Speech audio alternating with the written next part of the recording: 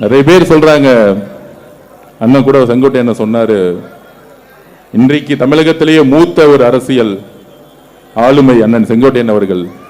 அதிமுக பத்தி நன்கு அறிந்தவர். அண்ணா சொன்னார், இப்ப அதிமுக என்கின்ற கப்பல் கவிழ்ந்துகிட்டு இருக்குன்னு. அண்ணன் கிட்ட ஒரு திருத்தம், புரட்சி தலைவர் உருவாக்கிய அதிமுக, புரட்சி தலைவர்களால் வழிநடத்தப்பட்ட அதிமுக கண்டிப்பாக தமிழக வெற்றி கழகம் மூழ்க விடாது. ஏன்னா தமிழக வெற்றி கழகமும் அதிமுகவும் ஒன்று ஒன்று. ஐயா இபிஎஸ் பழனிசாமி அவர்கள் மூழ்கி கொண்டிருக்கிறார், அப்படி சொல்லுவோம். இன்றையிலிருந்து அப்படி மாத்திடுவோம். புரட்சி தலைவர்களுடைய கொள்கையை மதுரை மாநாட்டிலேயே எங்களுடைய தலைவர், எங்க அண்ணன் மதுரை மாநாட்டில் எம்ஜிஆர் அவர்களையும் அண்ணா அவர்களையும் அரசியல் தலைவரா டிக்ளேர் பண்ணார். எப்ப? எலெக்ஷனுக்கு முன்னாடி, இப்ப கிடையாது. அப்ப எவ்வளவு பெரிய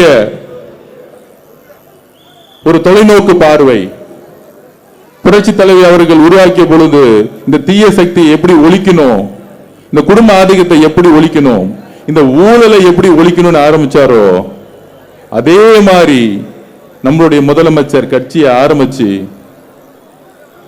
எவ்வளவு விஷயம் எலெக்ஷனுக்கு முன்னாடி எம்ஜிஆர் அவர்களை என்னெல்லாம் கொடுமை பண்ணாங்களோ அவ்வளவு கொடுமையும் பண்ணாங்க, கரூர்ல இருந்து. அதுல மு.க. ஸ்டாலின் அவர்கள் சொல்றாரு, முதல்ல என்ன சொல்றார், 2 நாள்ல நாங்கள் எதிர்கட்சியாக இருந்து 6 மாசம் அமைதியா மக்கள் தீர்ப்பை நாங்க வரவேற்று அமைதியா இருந்து அவங்களுக்கு ஒரு எதிர்கட்சியா நாங்க இருப்போம் சொன்ன அடுத்த நாள் மாறிட்டார். தமிழக வெற்றி கழகம் ஜெயிச்சதுக்கு காரணம் ரீல்ஸ், இன்ஸ்டாகிராமு. தமிழக வெற்றி கழகம் மக்களை கவர்ச்சினால மயக்கி ஜெயிச்சுட்டாங்க. 50 வருஷம் அரசியல்வாதி, உங்களுக்கு ஏன் அந்த கவர்ச்சி இல்ல? உங்க மகனுக்கு ஏன் அந்த கவர்ச்சி இல்ல?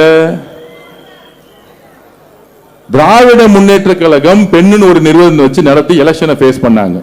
அதுல ஐபேக்னு ஒரு நிறுவனம், ராபின் சர்மான் ஒருத்தர், அதுக்கப்புறம் சுனில் கருங்கூல் ஒருத்தர், எல்லா ஆளுங்களையும் கூட்டிட்டு எலெக்ஷன் நடத்தினாங்க.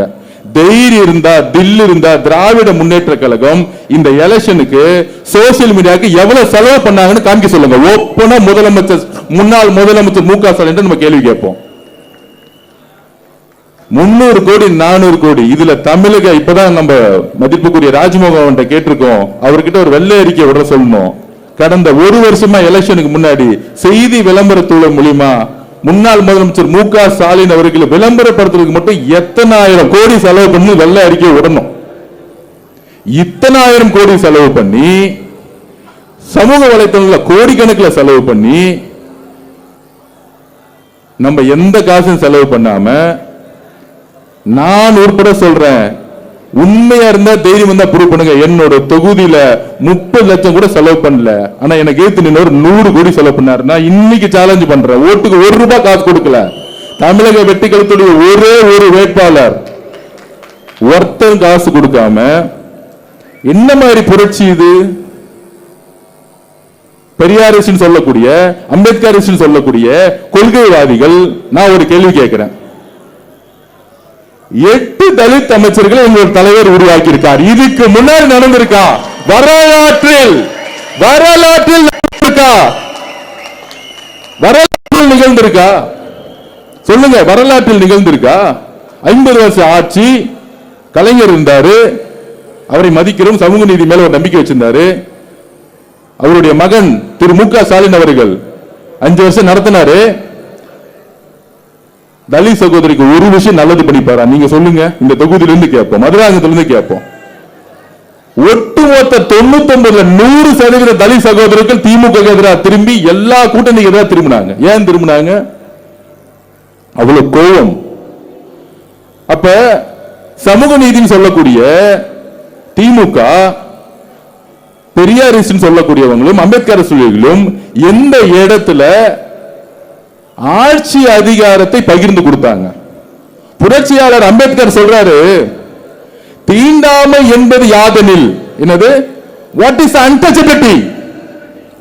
the meaning of untouchability, தீண்டாமை என்பது யாதெனில் என்றால், ஒடுக்கப்பட்ட ஏழை மக்கள் ஒருவன் அதிகாரத்துக்கு வரும் பொழுது பிறப்பால், அது மதமோ ஜாதியோ ஜென்ரோ பேதம் பார்த்து இவர்தான் அமைச்சர் இவர்தான் முதலமைச்சர் சொல்லக்கூடிய பேதம் இருக்கே, அதுதான் தீண்டாமைன்னு சொன்னார். அந்த தீண்டாமையை தமிழக அரசியலில் முதல் முறையில் ஒழித்தது எங்களுடைய தலைவர் சி. ஜோசப் விஜய் அவர்கள்.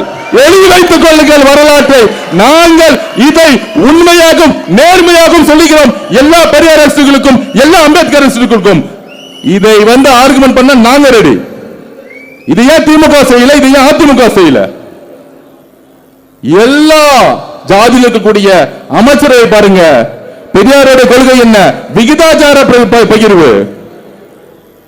அந்த விகிதாச்சார பதவிப்படி 25% தலித் மக்கள் இருந்தா 25% 8 அமைச்சர்கள் உருவாக்கியது எங்களுடைய சி. ஜோசப் விஜய் அவர்கள்.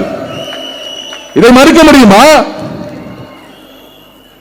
இதை மறுக்க முடியுமா?